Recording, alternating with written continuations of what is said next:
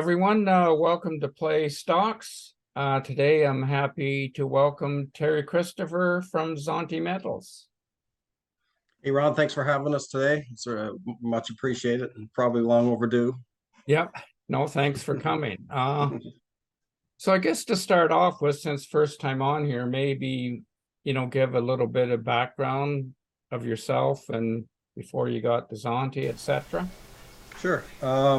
So I have a degree in geology and a PhD in geology and geochemistry. Started in the industry probably, I don't know, mid-90s somewhere. So I think this is year 25 or 26 doing the industry. Worked for a lot of small companies, and then it was, I think in 2004, I went to work with Linear Gold as their chief geoscientist, and we made a fairly good discovery in Mexico, and worked there for 3 years. And then subsequent to that, worked with Nayarit Gold, a little further up central Mexico. That one was on an epithermal system, and the Linear Gold was a porphyry related system, intermediate sulfidation type stuff. And from Nayarit, I spent 3 years at Nayarit there. Eventually, Nayarit was taken over by a company, and then a group of us established Zonte Metals, and it's been going now for over 10 years, and here we are to the present day. Yeah. Okay. Sounds good. I know you're out in Newfoundland now, and the focus is Cross Hills, so thought would maybe start there. Yeah, sure. One of the things in Zonte itself, we spent a lot of time over the years looking at properties, looking for large scale systems, and it took a long time to find these properties. One is Cross Hills and the other is McConnell's Jess. We ultimately settled on those. What we look for is large hydrothermal systems with carrying mineralization, and we picked up the Cross Hills back in, I think, late 2017, 18, or early 18, and started exploring there. And there was no exploration or very little completed on the property until that time. We're the first company to go in and consolidate the project area.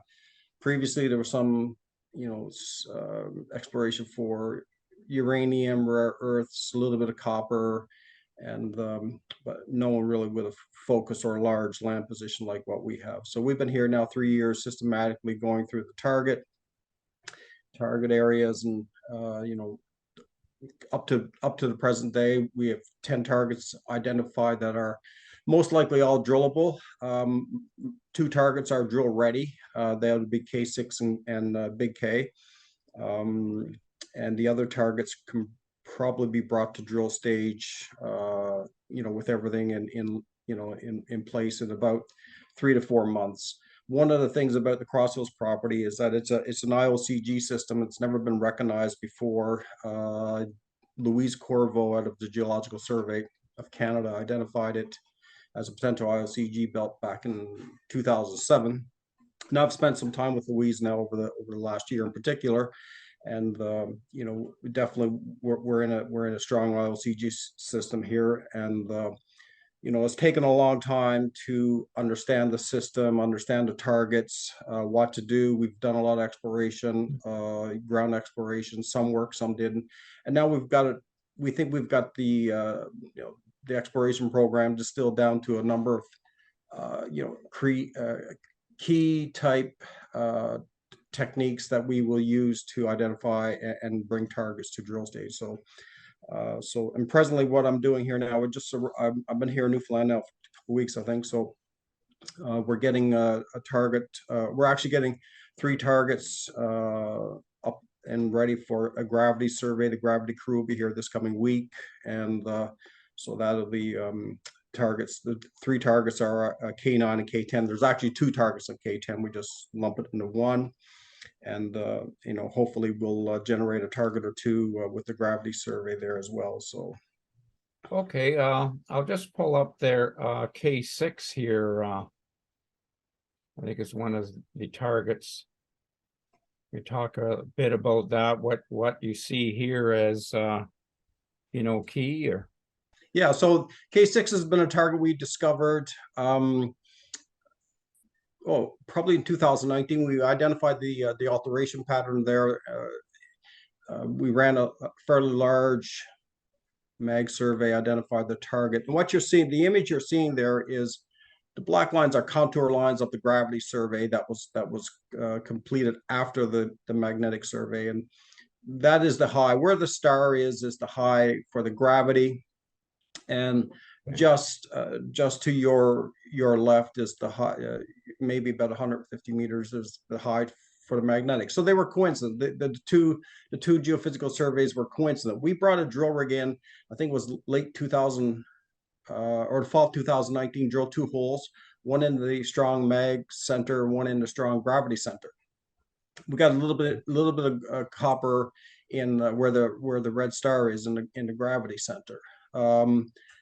After that, what we discovered was we ran some soil surveys throughout the target area, and long story short, that area that's red hatched, that's the red hatched area there, is a soil anomaly that we discovered subsequent to drilling. It's sitting on the flank of the mag and gravity high, just to the south. After the soil data came back, we went in and we start looking around there. We found copper in bedrock and copper in float samples within the soil anomaly area itself. The area itself is still open as well to the really to the both east and west. Soil development's poor in this area. So what's interesting here is this is an example of what we're seeing. Initially, the first couple of years, we started chasing the gravity highs or the magnetic highs and putting drill rigs on those. And what we found after was, and we're seeing this in all of our targets up to this point now, where we're seeing the target itself is basically, on the flank. The area that we're going to drill test is on the flank of the mag and the gravity signatures, and that's the area in the red hatched area there. Some of the data not shown on this. We have a large structural study done as well, and there's a number of important faults running through that area where the soil anomaly is as well. So we see, a coincident set of data that that validates this as a drill target here. So, and it's quite interesting. It's kind of tree covered. It's sort of sitting off in a lower elevation area, and something that is not obvious, right? Okay. Well, that sounds pretty good. I'll just maybe move to the next one I wanted to ask you about was kind of where you got the 4 close targets. Let's see, I should be able to do this here. Yeah, this slide here with K8 and 10. And this is an area this is where we're doing a gravity survey now. K8 has already had the gravity survey completed on it. We do have a weak magnetic, a strong magnetic anomaly and a weak coincident gravity anomaly there, but the survey needs to be pushed out to the west in this case. So the gravity survey is going to be covering K9, K10 south, and K10 north, and as well up to the border of K8. This area here there's quite a bit of mineralization in outcrop throughout this area. Without getting too technical, the alteration pattern in particular on K9 is really attractive for IOCG systems. I'm going to be really interested in seeing what comes out of there. Again, we have this area. This will be fairly close to drill ready once the gravity survey is completed. We do have to do, interestingly enough, some magnetic surveys over the K10 and K10 areas, and I've recently just put in a permit to do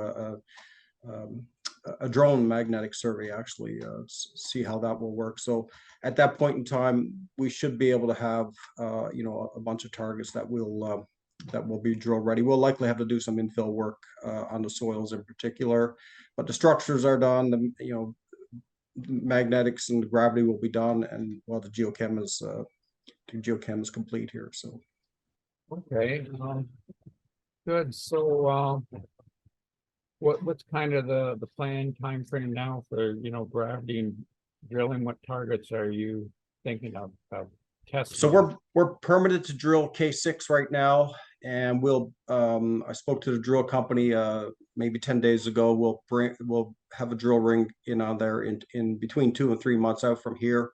So that one's ready to go. Big K is ready to go as well. That will be pushed off later into the year. And then we'll see what the data set comes back from the area that we're doing the gravity surveys this coming week here. So and so that's the plan going forward here for the next little while. At the same time, what we're doing is we're doing some additional sort of satellite alteration analysis, and some of the targets are popping out of there. 9 miles, one for example. And so we're trying to ascertain which targets we're going to attempt to bring to drill ready during this time that we're drilling and getting other ones ready. So hopefully it's going to be a busy year. Yeah, okay. So like, I guess depending what you get in the gravity surveys will refine the targets a bit. Yeah, so the gravity survey is just one layer of data. We'll look at the magnetics and the gravity, coincident to see how they line up and see what the spatial relationship is to faults and the soils and the rock geochem out there. And some of the interesting things is some of the more detailed things we don't really talk much about is the alteration patterns out there. And one of the nice things about both K9 and K10, in the center where we see copper mineralization in bedrock, we also, as further we go out, we see a large pyrite halo surrounding the copper mineralization. And again, that can be a classic signature for IOCG systems. But also it introduces one of the things these IOCG systems are. They have a low sulfur content, so you want to see some of the sulfur content out there, where if fluids are running through the rock and they see pyrite, for example, that'll create an environment where the copper will precipitate and to create hopefully a copper deposit type stuff. So those patterns are very interesting out in that area. And same with K8, we see the similar pattern of copper, a mix of copper and pyrite in the center, haloed by pyrite. So that area's got quite a bit of sulfur, quite a bit of sulfur content that potentially could create an environment where metals would drop out of solution there. So we're quite interested in that area, that whole combined area. Okay, no, that sounds pretty good. So anything you can sum up with what's got you more excited about this next drill program? Maybe better odds of hitting this time? One of the things we did initially, we ran mag one year. We were about to drill in. We drilled the mag high. Then we ran gravity the second year on Dunn's Mount, for example. Then drilled the gravity high. And what we found was that the mineralization was sitting on the edge of both of these highs. Subsequent to that, then we did a large, structural analysis and really large soil geochem program. And what we're finding is that all of these have the similar fingerprint, where the target's sitting adjacent or on the flank of either of the anomalies. And it took us a couple of years to figure this out. And one of the nice things about Cross Hills property now, that all those programs were all surface oriented programs, not generating a lot of excitement, but technically very important. And now we're sort of, the property's advancing to a stage where it's going to be a lot more drilling and a lot more drilling going forward as we drill these targets, because all of the first 3 years, that time has been punched now, and we've developed these targets. We understand the system a lot more. So be honest with you, I'm quite excited about about starting to test these as we move forward here. We'll start with K6 and and see how that one fares. Yeah. Okay. I know you announced you set up a data room for other companies to have a look at. Yeah. So much interest there? Cross Hills is getting some interest in, um, yeah, it's getting interest from larger entities, and it was interesting.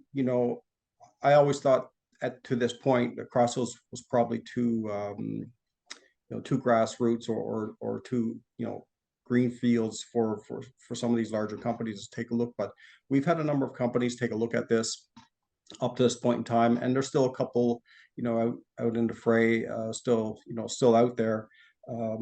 So I think with some drill success, some additional copper in drill core, I think we'll start to see a stronger, more consistent interest in the property, and we're starting to get interest now from like smaller companies, or smaller companies in terms of like they're getting into production in, say, critical metal spaces, and they're looking at copper as one of the things they want to add on, that type of stuff. So that's going there, but it's a longer, slower process, and Yeah.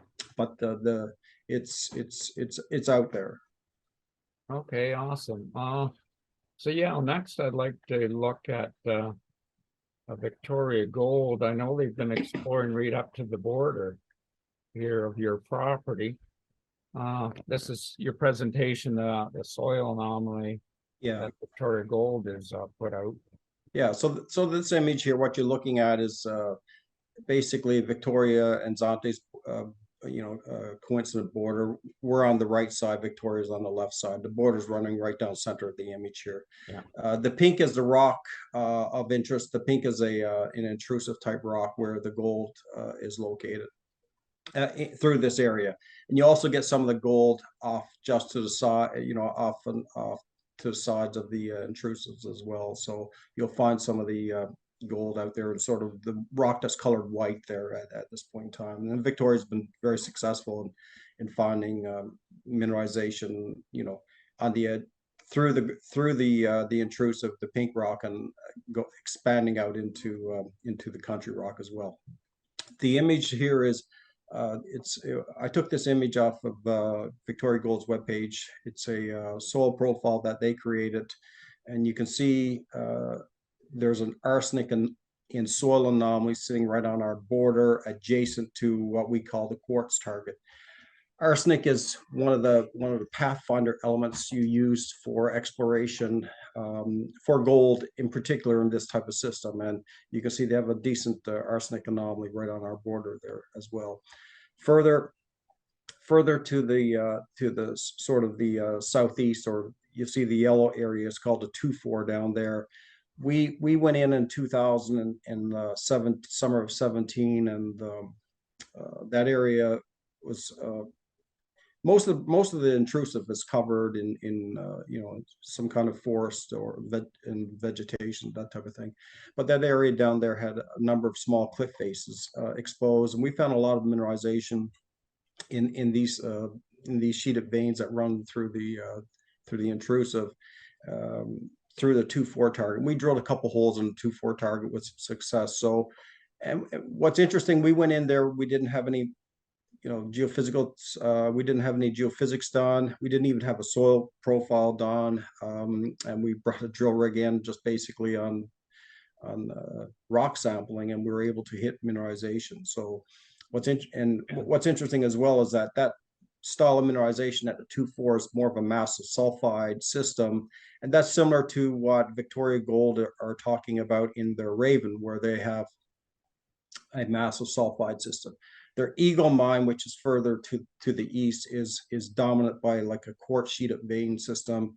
The Raven it appears to be a mix of quartz sheeted system and a massive sulfide vein system as well. And that's what we saw in drill core on the 2-4 zone. So, and also it's sitting on the sitting on the edge of the intrusive, which is a favorable area for these types of deposits when you're in this environment. Okay, you got quartz and bullion marked here. What kind of work did you do to identify them?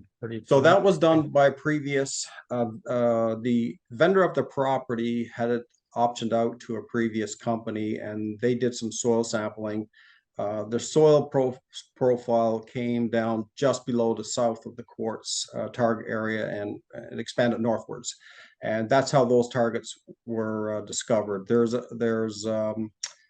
I think on the bullion, there's also a bunch of outcrop exposures in there with carrying gold as well. And the one that's right at the top of the screen is no label on it. That's called the T zone. And we spent like 4 hours there actually. The summer that we were there, we just walked up and back through that target area, and we found some nice mineralization in there. I think one of the veins ran over 100 grams of gold. So Wow. yeah, and these systems they're basically parallel veins of mineralization running through the intrusive rock. And so the higher the grade you get in these veins, the better the grade of your overall deposit. Okay, so what would be the plan there, to do a soil testing as the next step near the Yeah, border? so from the quartz area southwards, there's no soil completed, no soil data at all. And so what we would do is go in there and do some soil sampling through that area. It'd be interesting to see what happens from the 2-4 zone going to the west as well, because the idea, when the area you get the highest probability of mineralization is actually on the edge of these intrusives. And that intrusive is not mapped accurately yet. It's mapped on air photo type interpretation. So we anticipate that we'll see a decent anomaly out there, just west of the 2-4 zone as well. Okay, that I know about a year ago you applied for a permit. I assume you didn't have the money to do anything, so it was just left in limbo. Any update on that, or? Yeah, so what we applied for was a 5-year permit, I guess. And the way the markets were going, it kind of died. And so what we'll do this time, most likely, if we go in there this summer, we'll just go underneath a class 1. A class 1 is easily permitted, and so we'll go to do that, and then get the soils done, and see what the data comes back with, and then make a plan from the data set at that point in time. Okay, great. Yeah, so I guess the other question, I know people are always wondering what's going on in Colombia, if anything. Colombia's been going really slow. I should take you through the history of the application we did over the Gramalote, because there's some misconceptions out there. And I'll just hit on the high points here. But we discovered it through a process. We're working in the Gramalote area. We discovered through a process of doing some due diligence that there was open areas within B2 golds and Anglo golds claims set over the Gramalote deposit. In fact, if you look closely, we subsequently discovered that if you go back at, I think it was whatever 43-101, maybe 2010 or 12, whatever it was. But even the claim map within that report showed spaces between the licenses. So, and we discovered this on the online system. So what we did, we went and got the original staking claim forms that were used because they're on file. We got them from the government down there, and then we plotted the data ourselves. We confirmed that there is a gap, and so the system at the time was closed for staking. So the day that it opened up, we made a large application over the area, including the Gramalote deposit. So the application was actually being processed at the Secretary of Mines in Medellin. It was being processed at that office and until some point in time when they discovered where it was. And we were in communication. They were telling yes, it was being processed. And all of a sudden things stopped, and there was a few weird things happening there. And we couldn't get any satisfaction from them. And then they said that they were going to, try to cancel our application, stuff like that. So, through a series of contacts, we located the former head of the Secretary of Mines who was retired at this point in time, and a lawyer, and someone who wrote part of the mining code. So we weren't fully sure that our application was valid. So we had her look at our application, and she confirmed it was valid. So then we went through the process of trying to, use the law, I guess, to their own mining code to have the application continued down the process of being, down the steps of processing to have the concession issued, and that didn't work. So ultimately, what we did, we ended up having to go to court. We went through, I think we're at the third level of court now. We won the first two levels, and the whole case is simply this: we want the application to be processed according to the mining code. There's nothing else there. And so we eventually got to the third level of court. I don't remember the exact dates anymore. And, during this period of time, the other parties would continually put motions into the courts to have our application thrown out or something, discredit something. It just went on and on and on. And we have, we had to, in every case, to, put a rebuttal in, and in every case we won. In every case, when the submission or the motion to have whatever it was from the other party against us, whatever motion was, we defended all of them, and they all passed the rules and regulations there. So we're batting 100% on that at this point in time. About October or November in 2019, just before COVID hit, the judge presiding the case said there's no more submissions to be accepted, and the next stage is a trial. So at that point in time, we guesstimated it would be 6 months we would be in court. We started doing various documentation with the consulates and stuff like that, and then COVID came. Everything was shut down. So now here we are. Things are getting back up and normal. So we're hoping that at some point here, we'll hear that the case is going to go to trial at some point. So, and that's where we are right now. Okay, no, that's excellent little recap there. Yeah, that's about all I had. Anything else you want to touch on, or? No, that's pretty much it. We are focused on this year is going to be a lot of activity happening on the Cross Hills property. Luckily, we picked up the property and copper wasn't that very interesting, and all of a sudden there's a lot of interest in copper now, and we're seeing it. So we're seeing it from either the finance side or interested parties wanting to take a look at our data set and stuff like that. So we're also fielding some calls on McConnell's or the MJ property as well, and we'll see where they go. Even this week, I had another call from a group who want to take a look at the data set and stuff. So if that works, that'd be great. But our focus right now is develop and drill these targets at Cross Hills. Yeah. Okay. Yeah. So last, I just kind of want to show the chart here, and the ticker on the venture is ZON, and in the US EREPF. And yeah, so that I guess kind of wraps things up. Thanks a lot for coming on, Terry. Appreciate it. Was some good insight. Great. Thanks, Ron. Thanks for having us. We appreciate it. Okay. Take care. Have a good weekend. You too. Bye-bye. Okay, bye.